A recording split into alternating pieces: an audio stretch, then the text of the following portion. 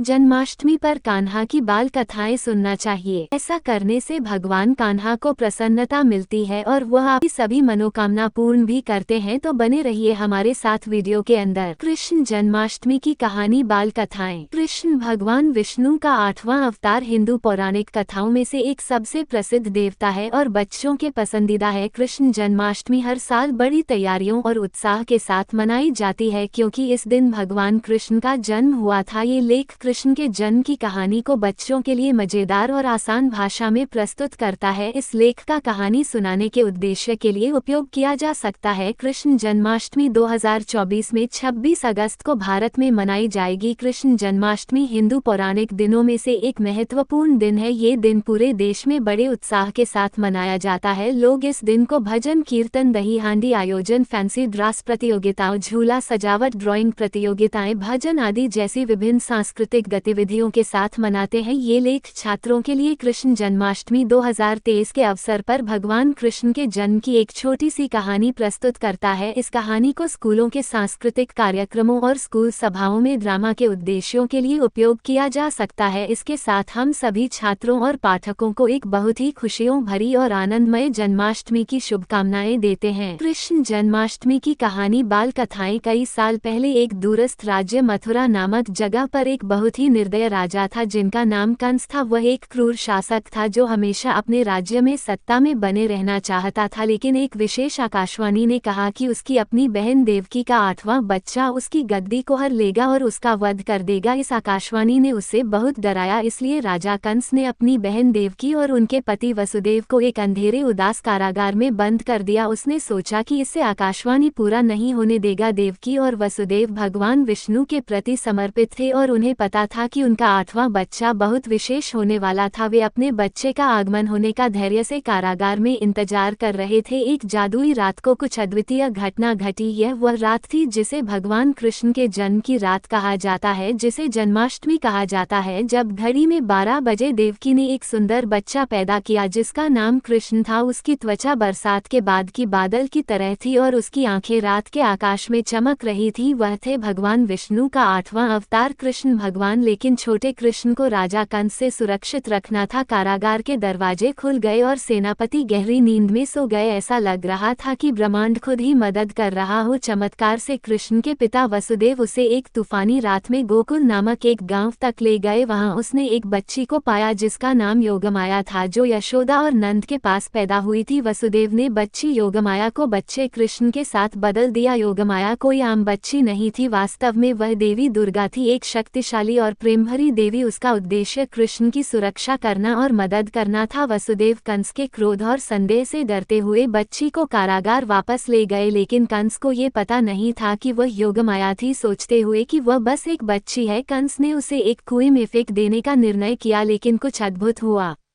जब उसने उसे फेंका तब योगमाया अपने असली रूप में देवी दुर्गा के रूप में परिवर्तित हो गई, एक शक्तिशाली और महाकाव्य देवी। कंस इस अद्भुत दृश्य से हैरान और डरे हुए थे। उन्होंने समझा कि वह एक दिव्य शक्ति के सामने है जो उससे कहीं ज्यादा महत्वपूर्ण है। देवी दुर्गा ने कंस को बताया कि उसका समय खत्म हो गया है और उसे उसके अपराधों का फल अवश्य मिलेगा। कंस अपनी जिंदगी के लिए डरने लगे। उन्होंने समझ लिया कि उनका भाग भगवान कृष्ण की योजना से जुड़ा था। हर साल जन्माष्टमी पर लोग भगवान कृष्ण के जन्म का जश्न मनाते हैं। देवकी और वसुदेव के 8वें बच्चे दिव्य बच्चे को याद करते हैं जो दुनिया में प्यार और ज्ञान लाया। वे उनके जन्म की कहानी योगमाया के साथ विनिमय और देवी दुर्गा की शक्तिपूर्ण हस्तक्षेप को याद रखते हैं। ये हमें याद दिलाता है कि भलाई और प्यार हमेशा अंधकार और क्रूरता पर विजय प्राप्त करेंगे। भगवान कृष्ण के जन्म की कहानी योगमाया के साथ विनिमय और देवी दुर्गा का दिव्य हस्तक्षेप जन्माष्टमी पर बड़े श्रद्धा और सम्मान के साथ मनाई जाती है। भगवान कृष्ण की जीवन की कहानी आज भी लोगों को भक्ति, करुणा और दिव्य कृपा का मार्ग तलाशने के लिए